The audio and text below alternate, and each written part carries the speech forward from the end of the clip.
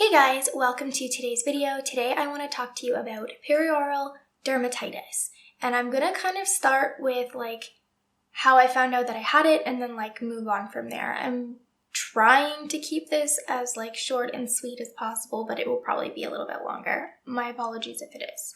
So a few years ago, I was diagnosed with perioral dermatitis, and the first time I noticed it was a little bump on my chin. There was a couple of spots, and I thought they were just pimples, and I tried to pop them and it didn't work, and it ended up it traveled.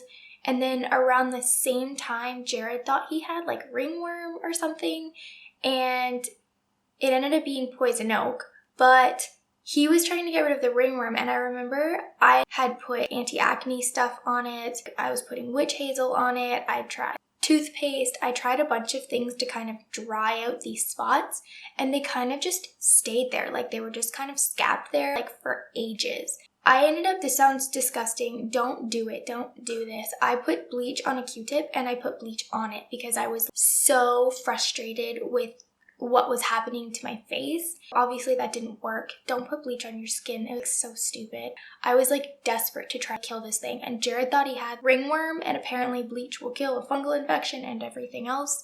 Thankfully, it did not do anything to my face long term. Don't put bleach on your face. That's stupid.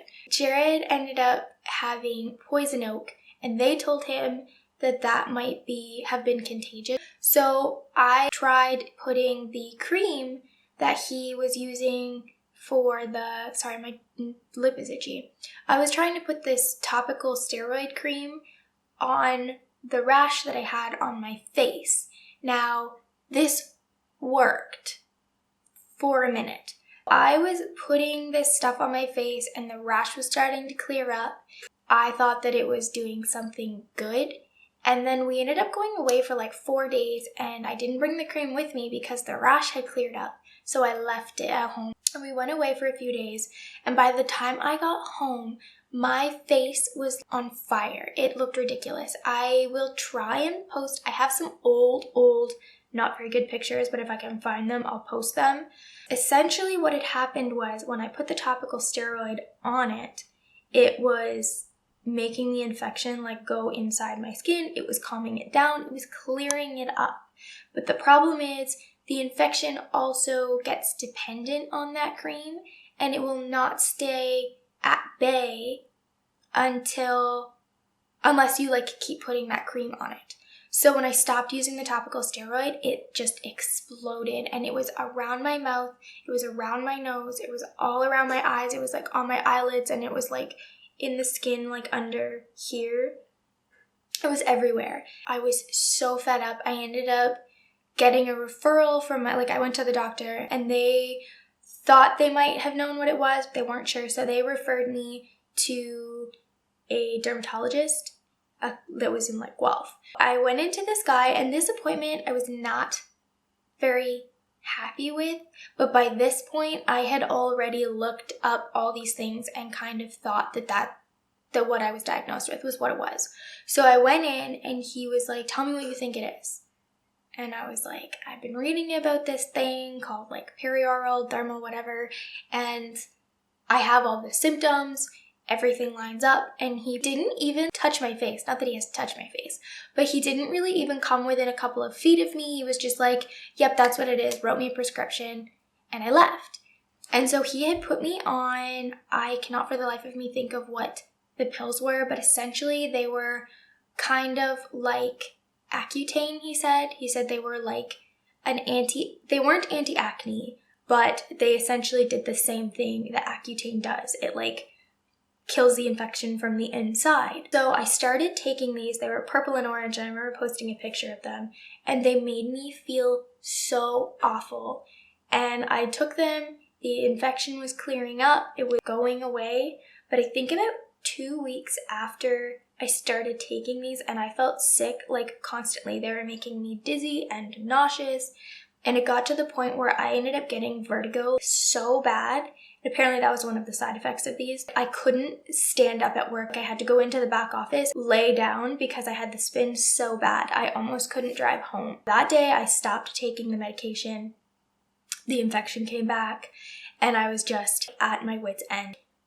I had never really suffered from acne, so I would have spots and things, but I never had like acne, and I never had like really bad skin or anything. I had pretty good skin for most of the time. So having this thing on my face was really affecting me. I remember just feeling defeated, and makeup helped to hide it, but it was three-dimensional. It was bumpy all over, so I had these little tiny bumps all over my skin. So even if you cover the redness, they were there, and it was really hard, and it really was a very hard time. And then there was that one spot that just was like permanently scabbed, and if you touched anything, it just didn't work. So I started looking up different things, and some people say triggers can be caffeine, alcohol, stress, spicy foods. The list goes on and on. Essentially, what I've found is everybody's triggers are kind of individual. Your trigger might not be the next person's, might not be the next person's. So this is just my perspective and what I noticed has been helping me. So essentially for me, it seemed to be face cream was a big factor in like what was happening. And the problem is it can't be too moisturizing, and I can't not put anything on my skin because it will flare up. So if it's over moisturized, it flares up.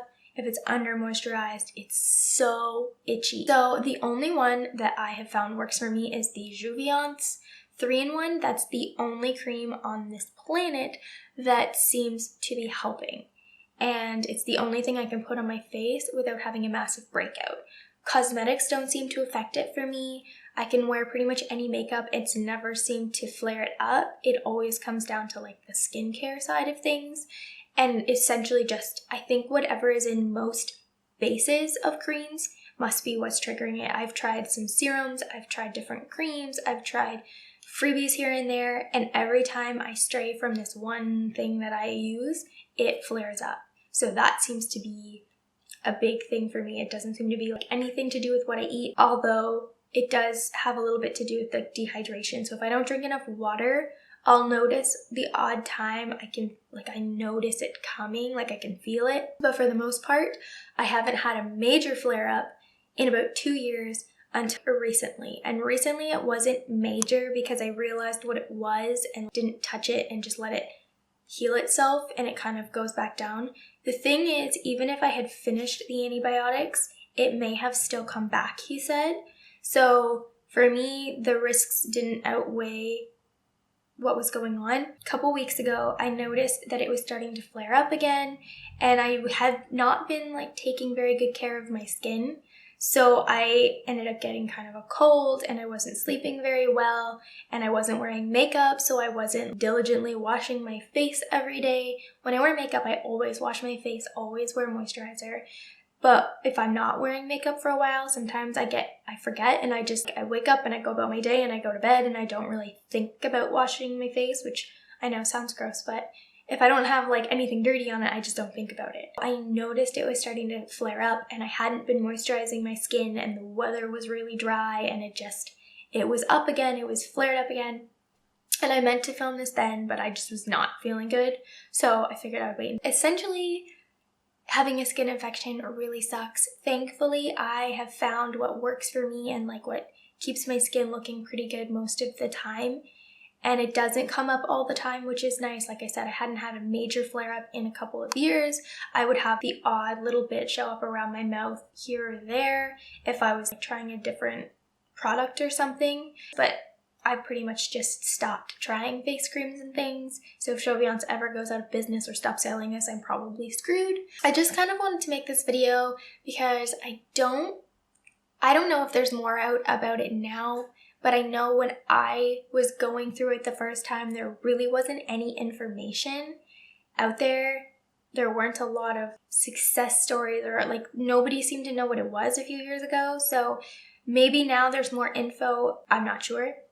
If you do have a question or anything, because I'm sure I missed something in this video, ask me down below and I will do my best to answer it. Again, I can only answer things from like my perspective and my experience. I cannot diagnose. I cannot do anything like that, but this is something that I have, and on occasion it flares up and it sucks, and I just find it really hard when your face is the first thing people look at and it feels like it's messed up, and it's just really unfortunate and irritating. I am going to end this video here. Like I said, if you have any comments or questions, leave them down below. I will do my best to answer them. Don't forget to subscribe for more videos, and I will talk to you all next time. Thanks. Bye.